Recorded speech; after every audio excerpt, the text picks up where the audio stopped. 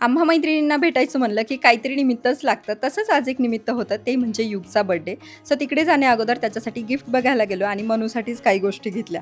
त्याच्यानंतर निघालो बर्थडेसाठी. युग आम्हाला बाहेरच भेटला. त्याला बर्थडे विश करत होते, तर तो आम्हाला आतमध्ये बोलवत होता. तिथे गेल्याच्यानंतर पहिले तर तनया भेटली आणि आम्ही दोघींनी मिळून भरपूर गप्पा मारल्या. आता युगची आई आणि आजी कंटिन्यू कामात होते. म्हणले यांच्यासोबत गप्पा मारण्यासाठी ना आपण नंतर कधीतरी येऊयात.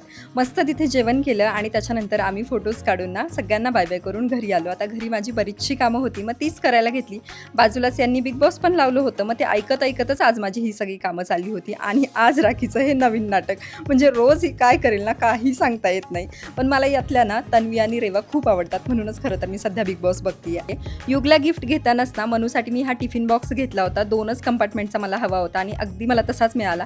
नेहमी काय पिंक आणि पीच घ्यायचा, म्हणून यांनी मला यावेळी ना ब्लू कलरचा टिफिन बॉक्स घ्यायला लावला होता आणि सोबतच ब्लू कलरची एक वॉटर बॉटलसुद्धा. उद्या तिचा शाळेचा पहिला दिवस आहे, म्हणून ह्या सगळ्या गोष्टी आवरून ठेवल्या. नाश्त्यामध्ये मला आप्पे बनवायचे होते, त्यासाठी 1 वाटी रवा, अर्धी वाटी दही आणि पाणी मिक्स करून हे पीठ भिजवलं आणि असा होता आजचा दिवस. भेटू नेक्स्ट व्हिडिओमध्ये. बाय.